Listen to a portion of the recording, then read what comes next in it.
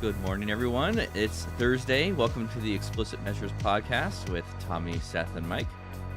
We're here to talk about I guess these are Power BI topics. We're kind of getting a little bit more of the recent topics have been more peripheral around Power BI, but they're still Power BI related. Another topic today, particularly around your skill sets. We've been talking a lot about skills. Seth's got a number of blog posts around them. Tommy is all about knowledge sharing and having process built into his organization. So we're going to talk about, is it better to be a jack of all trades in Power BI or a master of one? So that'll be our topic for today. Good morning, everyone. How you doing? Good morning, Mike. How are you this morning? I'm tired today. Today is it was a hard day to get up. It sounds like a tired day all around. Yeah. I've had this congested thing in my throat for a bit, so I sound more froggy than normal. It just won't go away right now. It's just kind of like that upper respiratory. It's just what I get every fall. It's kind of sicknesses are rolling around, man. Yeah, I think it's a little bit hard because there's a pandemic going on, and people are not sure. Like, do I have the vids, or am I like this is a normal cold? I don't know. I haven't gone anywhere. I haven't been out anywhere. Like, I just have this yucky stuff in my throat. So I just take my Claritin, take my nose spray. Things are coming back to normal. It's just taking a while.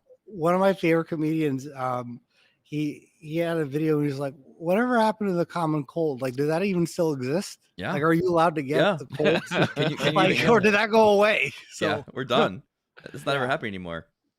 You got to get your voice back because you got the conference coming up in 2 weeks. 2 weeks. Conference is coming up. Right? Yeah, I'm excited for that one. That's going to be going down to Houston, Texas for the Dynamics Power BI Summit. I think it's going to be. This is one of the, I think, my opinion here, I don't know if this is true or not. I think this is one of the largest in-person events that we've had since the pandemic started.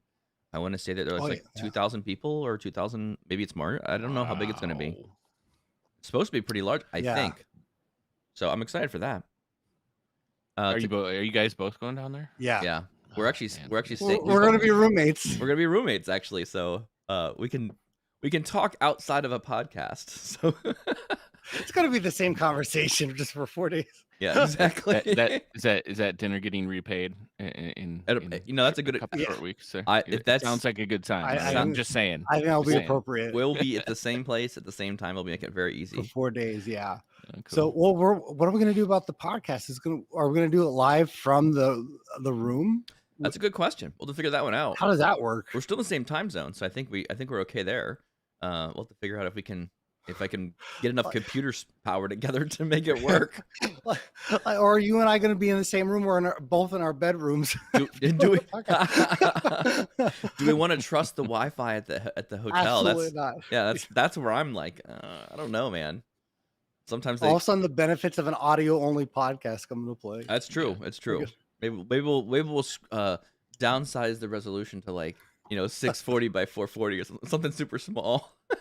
Well, as long as it's better than when I was in Iowa, because if you watched, I was also dealing with my voice being gone from the Field of Dreams. I watched it. I'm like, we should probably just delete those episodes.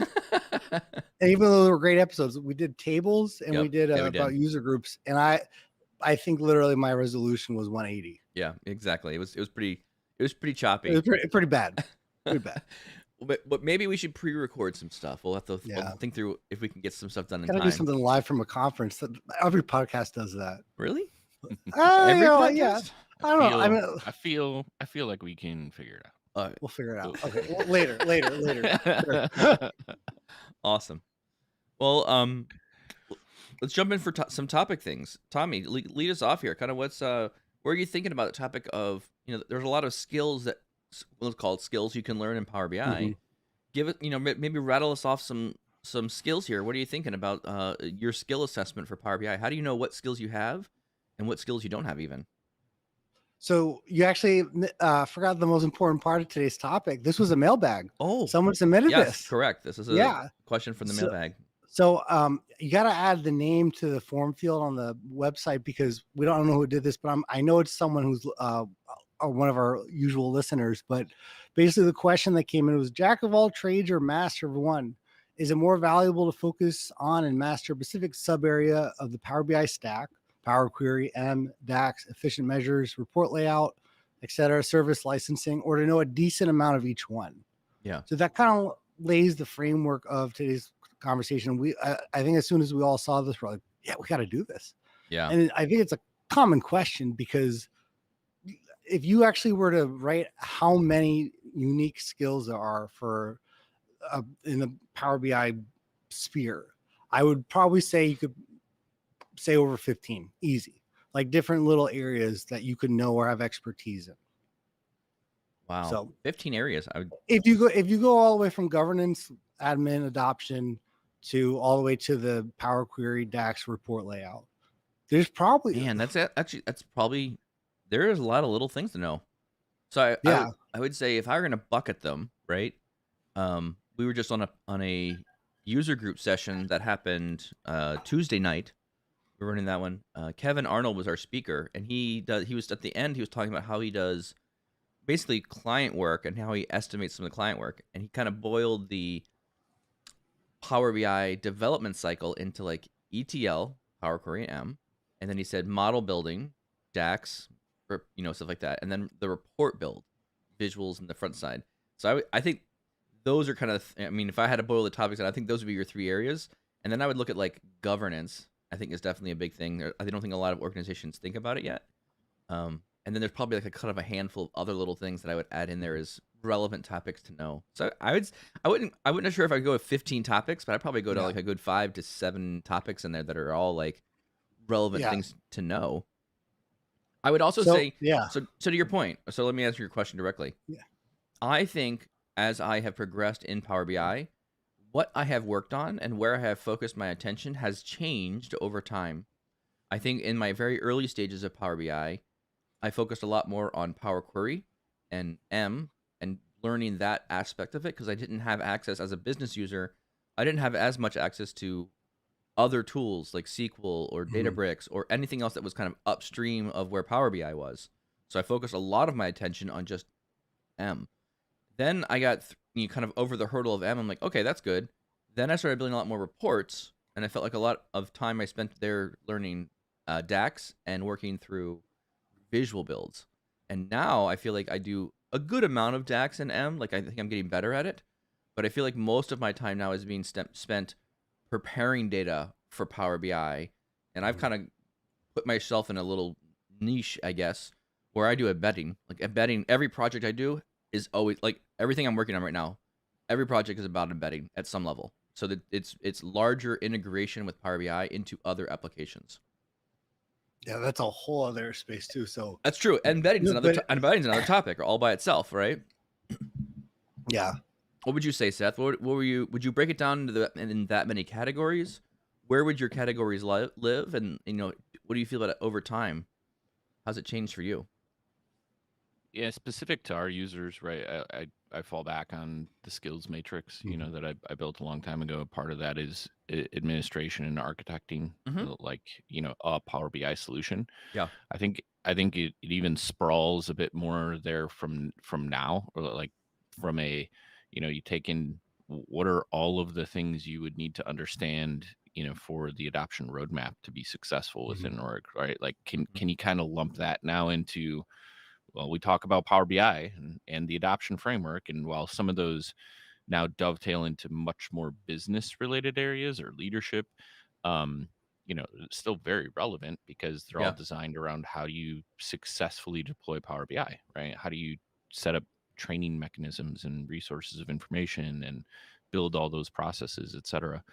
So I think it kind of is branching out further and further, the larger and longer it gets out there. You pointed out embedded, custom visual building. Those are a little bit more niche, but that's true. The move into the developer space. Yes. So yeah, I mean, there's a ton of different areas that you can, I guess, have the opportunity to go really deep in. I think these conversations are fun. I like them because I think they give us an opportunity to kind of give some guidance like you did, Mike, like kind of walking through that you focus on, heavily on one area and then you moved into another. And these are areas where I think throughout, the show today, we can kind of encourage people to, go in different directions or, try different things out or stay where they're at. And we'll see where we kind of land. from our Yeah. collective insights here. Yeah. So what funny thing too is a lot of the skills that you gain, because obviously if you were to say like, how do you know someone has a skill, or how do you define someone being like an expert in a certain area of Power BI? Obviously it's time, demonstration of knowledge, and the experience of different situations. Well, a lot of these skills are usually at your job, and a lot of times too, it's the necessity of what you're doing at your company. No one's going to walk away today and go, I'm going to become an expert in embedding. And your company has no need for embedding. Like you can, Yep. but that's going to be a lot of extra time. And also, I think if you don't have a project to work on with different scenarios, it's going to be very hard to just learn that on your own, I, unless you're actually placed in situation. Yeah. I'm not going to disagree with you here, but I would say I would option the it's a lot of time comment. I don't think, I mean, yes, there's some time to learn it and to do it, especially if that's not something you've done historically. Like if you don't Mhm. write websites and code things, jumping into like, embedded will be probably a bit harder for you than if you already have experience with like making websites and HTML and writing code or JavaScript, whatever that may be. You have an easier time getting into there. But what I would say is I think your latter comment was much more relevant, is like if it's relevant to your job, right? If we Mhm. don't do embedding in anything, then it's not worth it for Right. you to learn that skill, because it's not adding value to your company at the end of the day. And I think a lot of these skill pieces here is you kind of have to know like where you fit in the Power BI ecosystem. Because if you're not an admin, or you don't have the rights to be and to administer the Power BI environment, you don't need to spend a lot of time working through governance and administration of things. I mean, you should at least know like the concepts of what it is and what's good practice and what's not. But I don't think you need to be. You're not going to be in the admin portal turning on and off settings or making security groups to control things. That's just not your Yeah. space. So I think it kind of sits around and says, what do you do on your daily job, and how and what is that doing to affect the organization from how do you help them move them forward, and then you kind of change your skills to hone on the skills that are relevant for that area. Right, when I was in the business, I didn't have a lot of access to IT. I focused on a lot of the Power Query and front end side. That's what I did. And then as I moved my way into more governance and deployments and broader strategy around Power BI, as it kind of kept growing, I think that's when I saw a lot of my skill stuff shifting. So I'm not going to disagree here, but I do want to make a couple points around where people focus their time, Sure. right? Yeah, I like that. Mhm. Because if your company, like you're saying, like, oh, focus on what your company wants you to do. No, I love Yeah. that. Yeah. I love that because it allows it allows you to take an interest area or an area you want to become stronger in, and use that relationship where a full-time employee position, you should be in a position that you're learning new things, or Mhm. you're being challenged to absorb and solve problems for the company.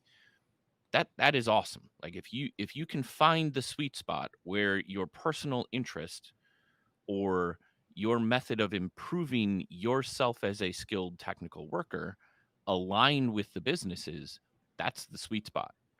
However, Yep. I wouldn't say you have to have that.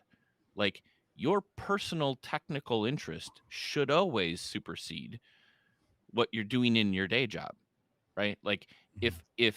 if you're an admin but your passion is DAX, then go dive deep into DAX. Like what what I think a lot of people miss in conversations, and I love the experiences that I've had being part of an FTE and then going into consulting, is consulting kind of like shifts your mindset from the standpoint that you quickly realize an organization wants you to personally improve because they can sell you more, like they can raise That, your rates that's Mhm. totally because true you there. know more. Yeah, agreed. But what it did was it flipped the switch, in my head, with an understanding that, what, if I invest in myself more and learn more things, like, one, there was a cool byproduct, like, wow, I love community, I love sharing what I'm learning, I love, like, helping others figure out the things that I figured out, and I'm leveling up in my organization, or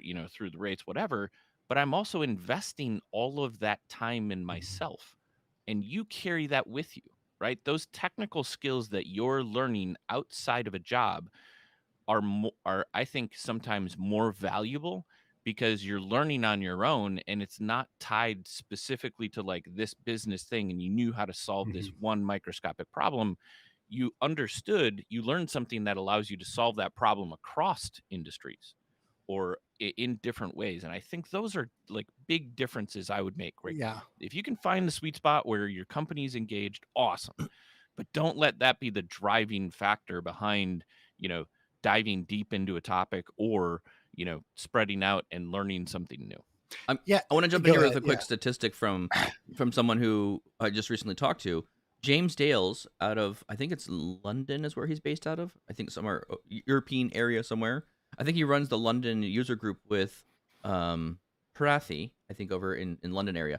He gave me a statistic. He said, I run the user group, and they have a fairly large user group. I think they had 1,000 people showing up at one time for the user group event. It was a large event that was happening regularly.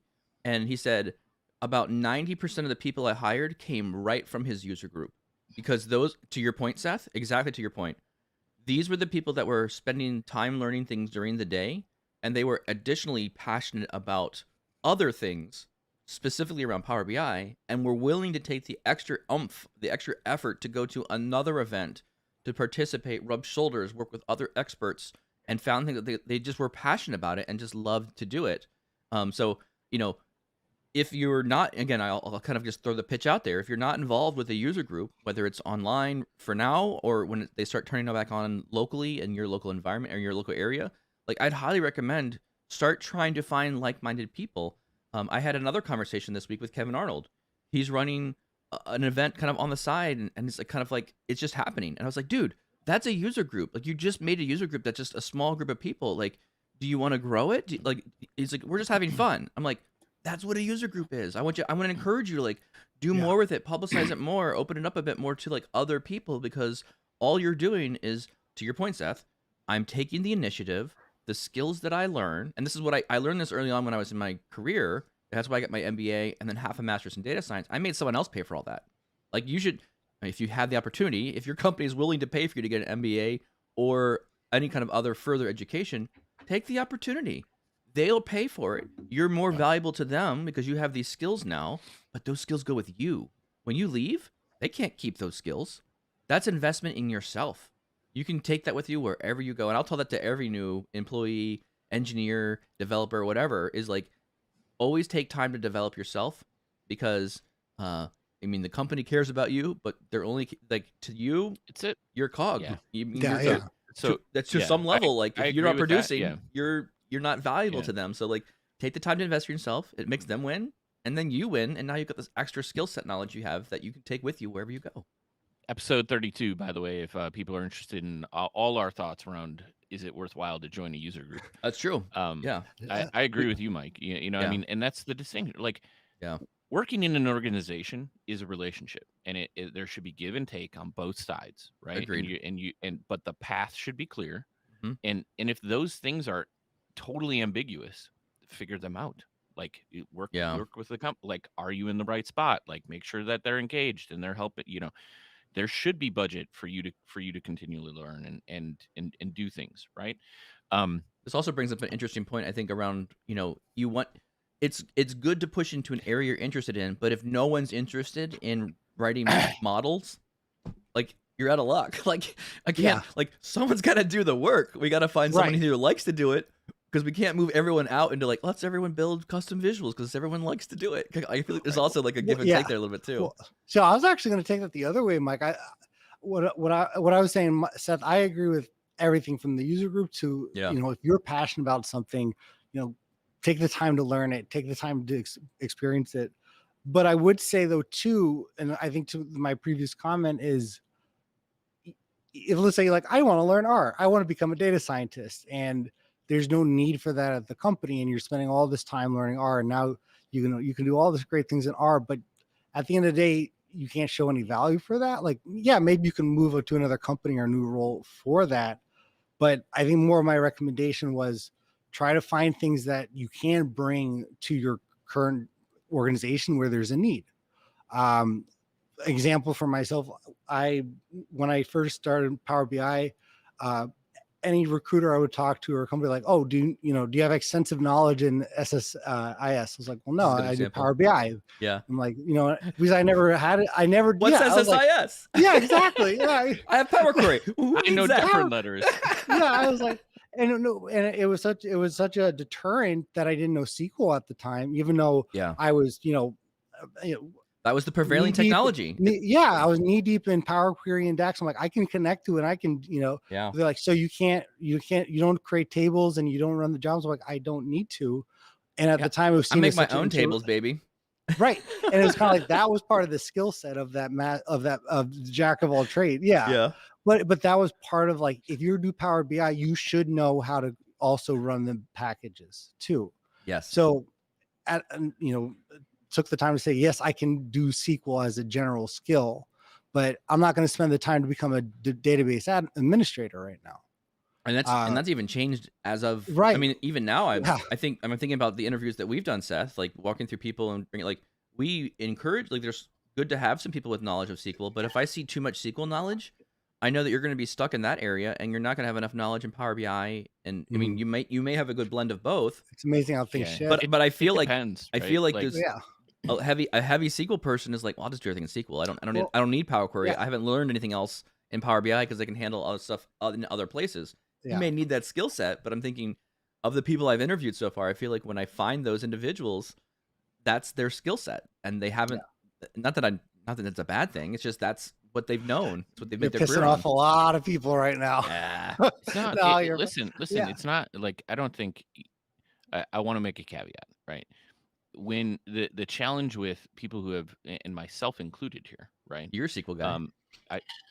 I've been using SQL for a long time. I was a DBA. I knew how, like, you know how to manage the infrastructure that you're in as well as the language, right? The challenge is in a lot of like people who move from SQL land into Power BI and data modeling, et cetera. Yeah. The 10 years of database administration are not applicable. Like, nobody needs you to manage the actual hardware or implementation. Yeah, it's going away. Yeah, it's all managed by Microsoft now. Many implementations are either completely Azure based, or are in something like Databricks. So the challenge is like, yeah, you have 15 years of experience, but I don't want to pay for 15 years of experience of you on a platform I don't need to support, right? And that's where I think the challenge comes in terms of some of the jobs, because like, it is in-depth knowledge. It is SQL query building. It's that, but like a lot of that other infrastructure that I even know, it's not applicable anymore. So let me take it on the other side of that conversation where, when Power Apps came out, we had the conversation when they had Microsoft Business Summit, and it was the Heathrow Airport, and that guy who basically transformed the company, building a few applications. And I remember that moment. I was inspired. I'm like, I want to learn this. This is going to be like important. And at the time, there was no need at our company for, but I thought there were a few solutions that we could do. And then I took a lot of time and a lot of frustration to try to understand Power Apps, to finally get to the point where I could introduce this to different teams and say, hey, we can do something here for you and eliminate these 5 spreadsheets and do it in one centralized location. Yeah. But so it became a skill that was more applicable for the job. So just kind of like the two different spears of that. So hold on. I want to drill into that, Tommy, because what you did, what that description is not a company saying, hey, Tommy, we have a need.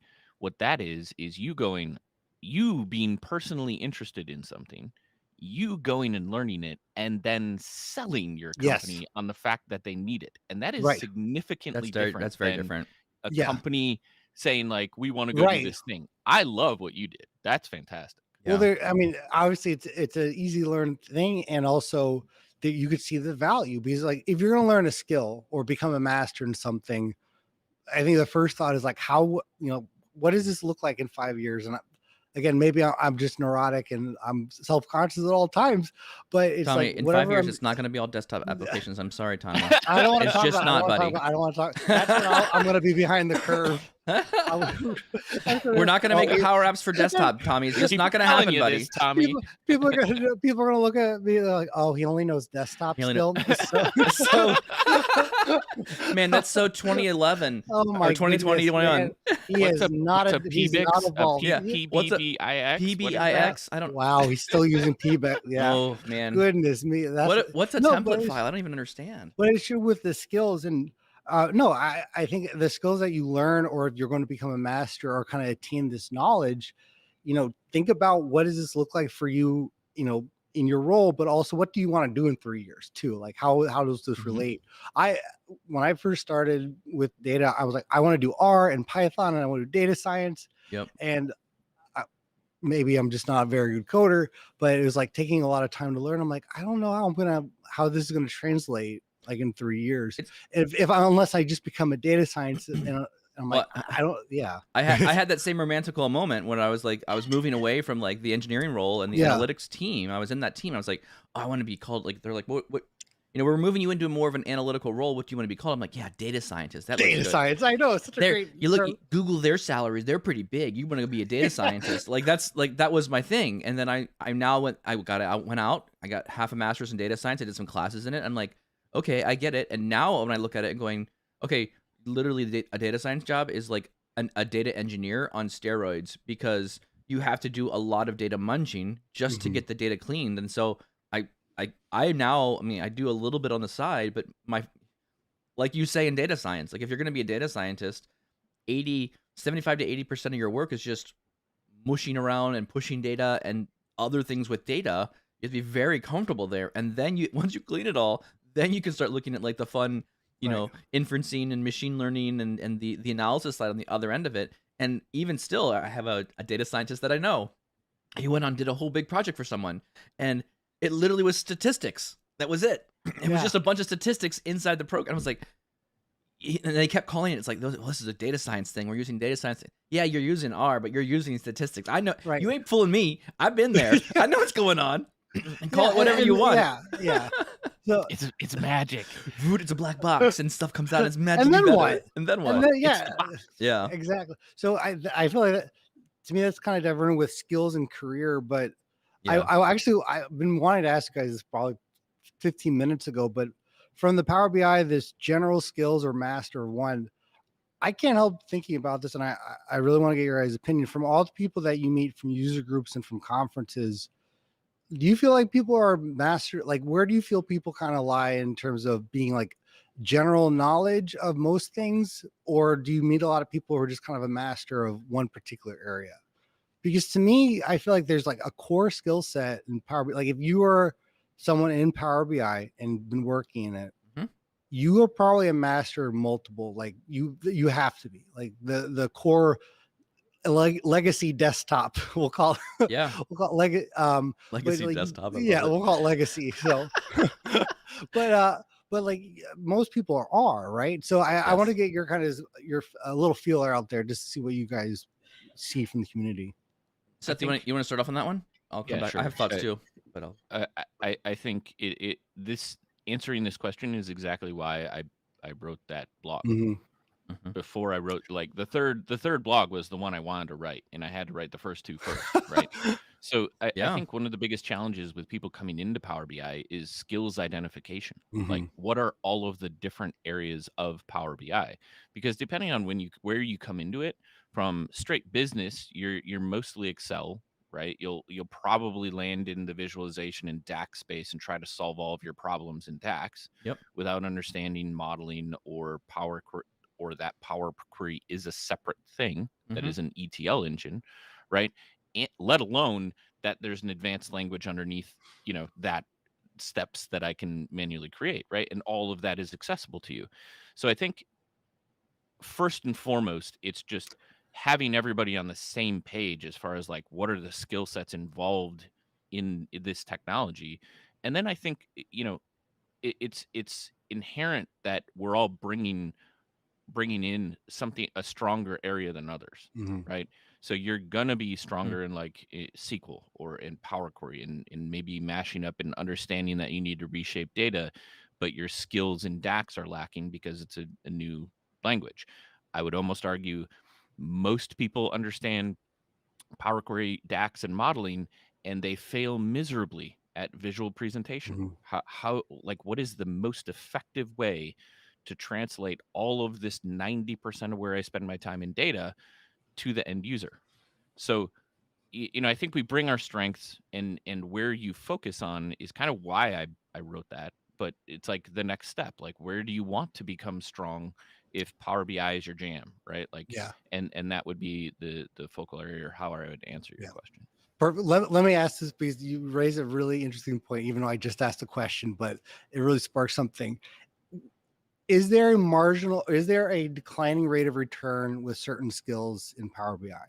So if I were to frame that, let's say you can do Power Query, you can edit some of the code, but how important is it for you to know to do a loop in Power Query, or to create a generate list to bring that up again?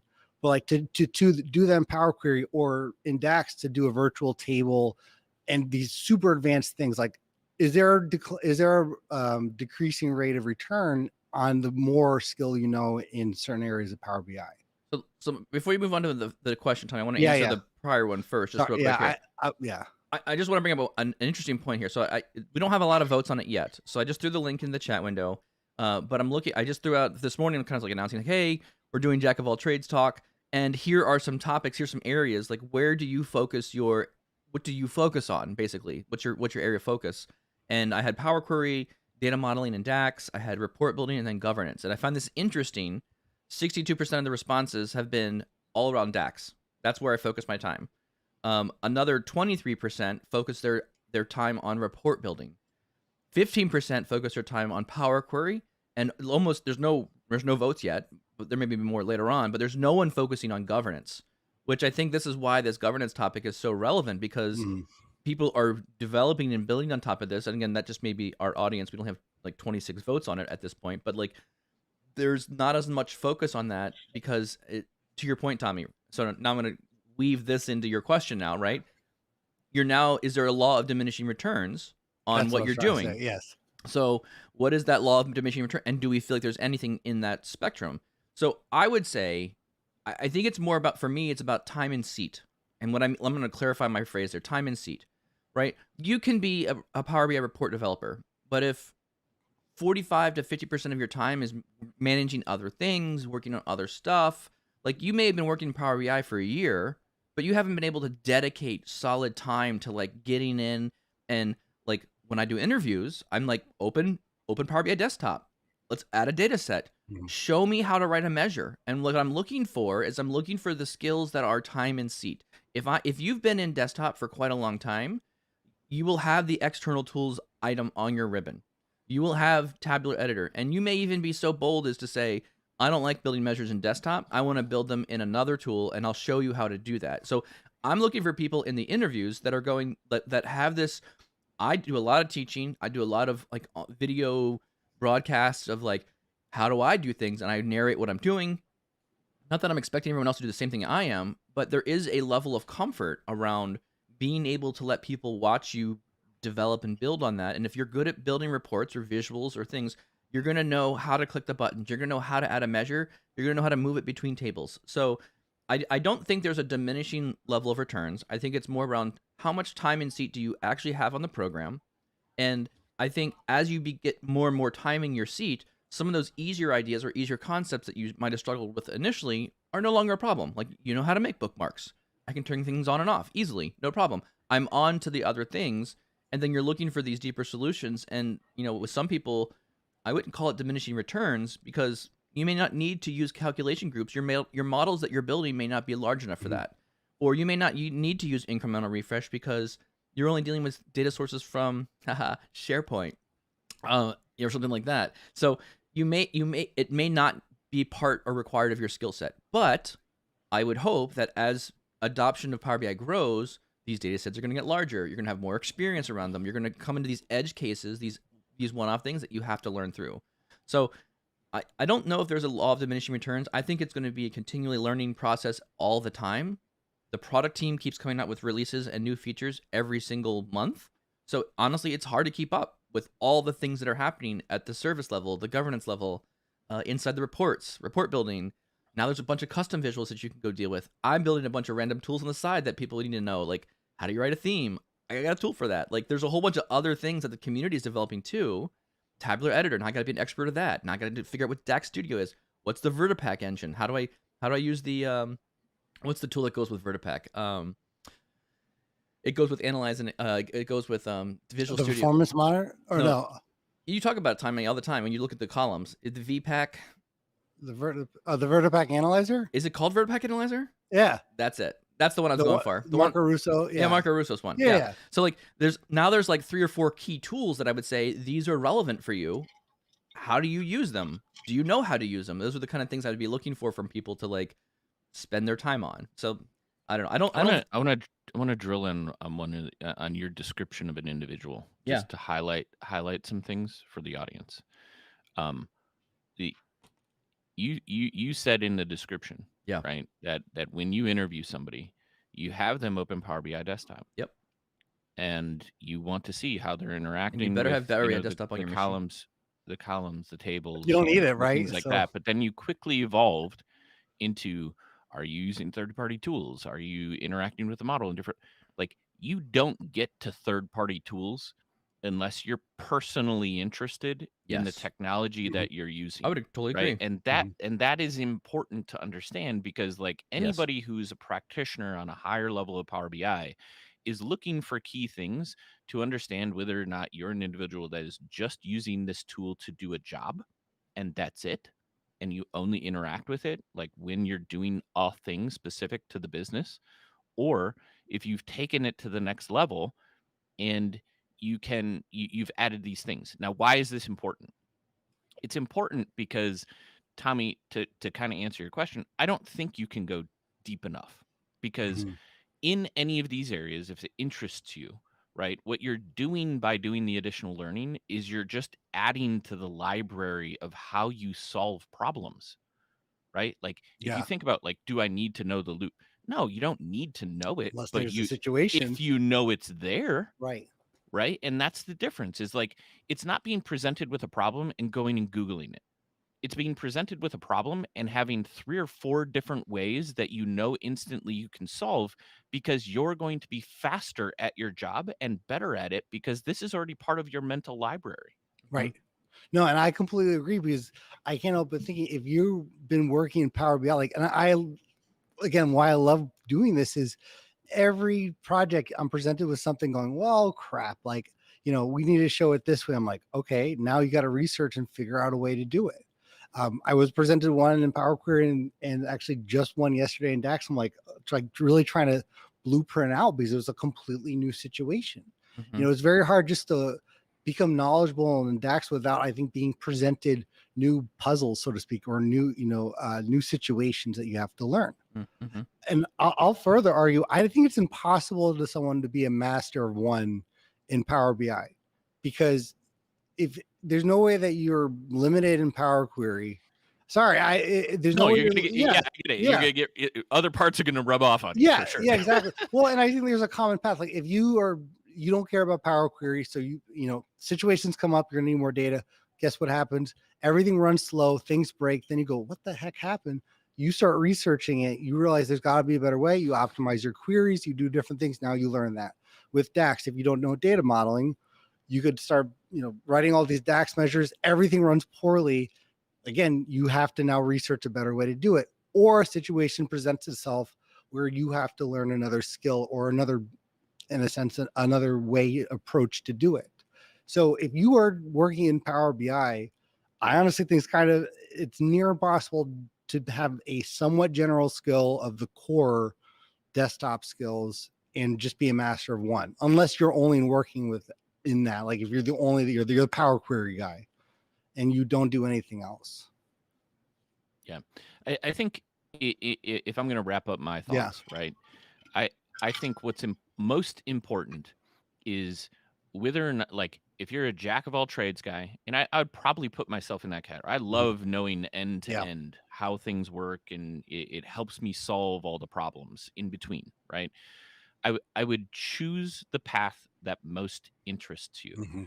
if you all of a sudden have a passion to learn DAX and you're worried like, well, if I spend too much time learning DAX, like, no, if you love Power BI reporting and DAX is your jam, like dive deep. You're going to be able to solve a lot of the problems that you're interacting with on a daily basis a lot better, a lot deeper. Like you're not going to waste time by going deep into a subject. Because I think where people waffle a lot is like, well, I really like this thing, but I don't know, am I sacrificing not knowing Power Query? Well, it depends on the job you're looking Right. for, right? And Steve Campbell and my blogs kind of help make recommendations around like, what do you want to focus on? Like, I'm not saying just choose something that has nothing related to where you want to go, but at the same time, those things should be in lockstep, at least to some degree. The things that interest you and you like doing are the things you focus on. And why is that important? Because all of us know a lot of the times, in many different topics on this show, we're encouraging people to take another step outside of just doing a job at their work. Yeah, agreed. And I think if we're going to, condense that down, we're telling people just do something. Yeah. Do a little extra something. Yep. And you're not going to do the little extra something to improve yourself in your job or your technical space if you don't choose a path that interests you, right? Like if it's a chore and a burden, you're to not be gonna like, man, I'm done with my job. I'm tired. I'm going to go watch an hour of TV versus, oh man, like I want to learn more about this thing. I'm going to use that time for learning that instead. So I got an example for that one. So go ahead. I was gonna say, to that exact end, we had our user group on Tuesday. We talked about stuff. The user group we started at 6. We did an hour-long presentation. Kevin did an amazing job, knocked it out of the park. We started at around 7:30 and did happy hour. Happy hour lasted until 10:30 at night. Holy crap. And we kept rolling. We kept rolling. Well, it got interesting because there was a bunch of passionate people. Some people dropped off, and that's fine. We got into this part where we're like, I have a problem with bookmarks. I can't figure out what bookmarks link to what elements on the page. And we were like, well, we should be able to figure this out. And so we sat down, we pulled open the Power BI helper from Stephanie Bruno, and we said, there's got to be DAX in here somewhere. There's got to be some JSON that describes the stinking bookmarks. And we spent probably about another hour going through files, looking through her tool, figuring out how it worked. And it was just fun. And I was like, at the end of the whole ordeal, we were like, this was better than watching YouTube for an hour or watching TV for an hour. Like, we learned something. We figured something out that we could leverage inside our career or build something on top of it. And so Dan Meisner, who was with us on the call, he was like, dang it, now my week's blown because now I need to figure out how to make bookmarks and illuminate them inside of the Power BI helper report. But for me, the Power BI community and these extra user group and activity things, that's the kind of people I want to be around. I want to be around people like that. And it's interesting because the pandemic has kind of locked down our ability to get together with people. I feel like my friends and like where I like to spend my time with now, a lot of my friends I'm building deeper relationships beyond just Power BI things, but just personal relationships. They're now around this kind of common tool that we have, and I see them regularly. Like our friends are like chatting with us online in the podcast, and we're now communicating with them regularly, and they're showing up to the user group, and I get to see them, and we hang out. Like, so it's, the same thing you do with like your family. Like, and I think Seth, you have like a family thing, like where you go play some video games like on a Friday night. Like that's a bonding time where we get together and talk. And I'm finding that this is a really kind of cool community around for me. I'm thoroughly enjoying talking to my friends in Australia and my friends in New Zealand, and now I've got more friends in Europe because I went over there. So like, it's been a lot of fun to kind of continually grow those relationships. And at the time, I'm learning all this cool stuff too around something that betters my career. So what you're saying is, regardless of jack of trades or master of none, there are friends all over. Oh man, right? I feel like this. Insert a Barney song here or something like that. Yeah. I love you. Yeah, exactly. Okay, we don't want to get too much. At the end, your skills are all irrelevant. Virtual your hug. skills are irrelevant as long as you have people to talk to. Yeah. So No, So closing it, like to close Yeah. out like the last thought, like make an improvement daily. Like Yeah. focus on just making an improvement daily. And to dovetail back where we started, if your business has an opportunity to do that thing, like Go do it. obviously you have a practical application of learning and doing, right, which is the other important part of that, or do what you did. See a business, like Mhm. if Yeah. you solve a business problem with something that you learned and you come to the business and you're like, hey, on my free time, I learned this thing and we can solve it with this, they're going to look at you in a completely different light. Like business, I didn't assign that work to you. Yeah. You just saw that and you wanted to do, like, wow, hey, That's taking I love initiative. it. Well, That's right. so- I mean, yeah. that's what directors do, right? I mean, Right. you have to Yeah. go in and say, this is there, like, you have to continually be asking yourself, is there a better way? I mean, that's what leaders do, right? Go in and figure out, evaluate what's going on, look at what we're doing, and figure out, is there a better way, and propose good solutions. You can propose stuff, but it's got to be good. It's got to be worthwhile doing.